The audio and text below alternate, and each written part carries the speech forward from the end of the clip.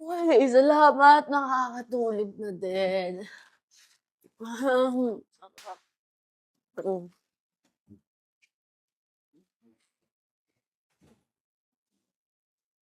Sofia! Hoy, gumising ka dyan. Hoy! Ah. O ano, matutulog ka na lang dyan, ha? Ay, kakauwi ko lang po. Galing trabaho. Nag-overtime po kasi ako eh. Ngayon pa lang po sana ako matutulog bago pumasok sa school. Ano ngayon? Kasalanan ko yung pag-overtime mo. Sino ba nagsabi sa'yo mag-overtime ka, ha? Wala naman po akong sinabing kasalanan. Mabuti naman. Timpla mo ako ng kape at almusal, ha? Aalis ako, may lakad ako. Ay, baka pwede po kayo na lang po muna sana yung gumawa. Aba, inuutusan mo ba ako ngayon, ha? Ha? Pagtimpla mo na ako ng kape at saka ng almusal, magbibihis na ako at may lakad ako. Bilisan mo na! Sige po, gagawin ko na po.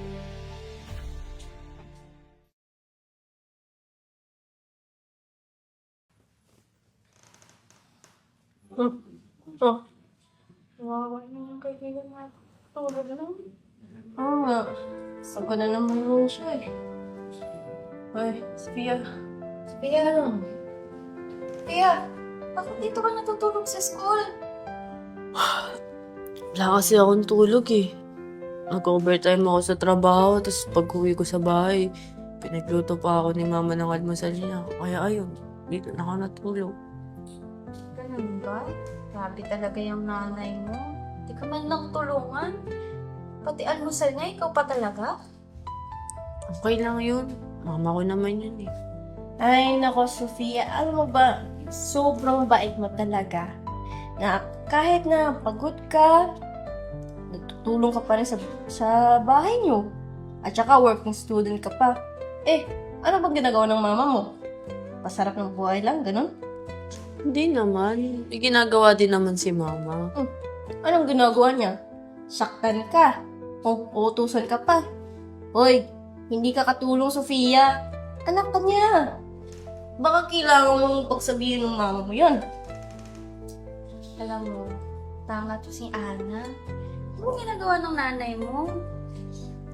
Pinangako ko kasi kay Papa, bago siya mawala, naalagaan ko si mama eh. Ay, naku, Sofia. Bahala ka na nga. Baka kung anong ginagawa mo, masaktan ka pa dyan.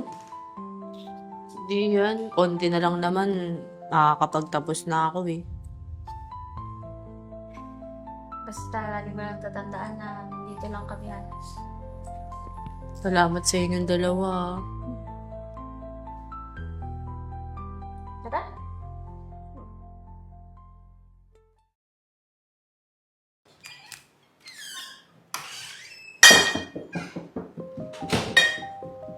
Ma? Ma, gising po kayo. Doon na po kayo sa kwarto ko matulog. Ma, tutulog ang tao. Huwag ka nga makulit. Ma, tara na. Doon na kayo para hindi kayo mahirapan dyan. Ano ba? Kanina ka pa eh. Ang kulit-kulit mo. Marunong ka ba sa akin? Ma, hindi kita iiwan. Tara na. Kanina ka pa eh. Naka-elamera ka talaga eh. Ano ba? Tutulog yung tao dyan. Marunong ka ba sa akin? Ha? Umalis ka nga dito. Umalis ka. Ayaw ko makita yung pagmumukha mo. Ma, bakit po ba kayo ganyan sa akin? Wala naman po akong ginagawa sa inyo ah. Lahat naman po ng gusto niyo sinusunod ko. Alam mo bakit? Pabigat ka kasi sa buhay ko. Sana nga eh. Ikaw na ang namatay. Hindi yung papa mo. Ha? Kaya ayoko na makita yung pagmumukha mo. Lumayas ka dito sa bahay ko. Lumayas ka!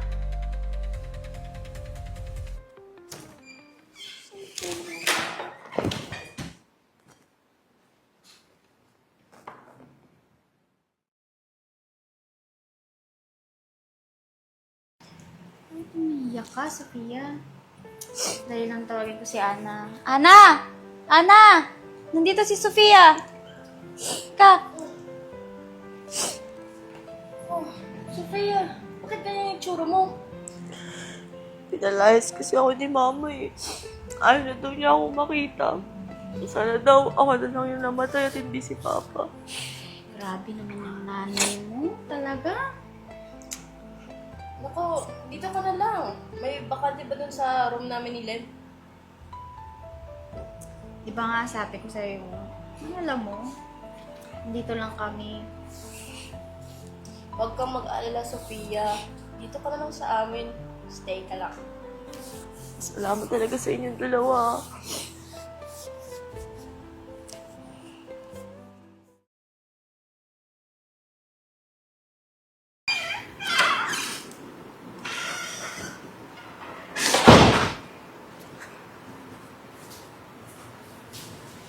Ma? Ma? Andito na po ako.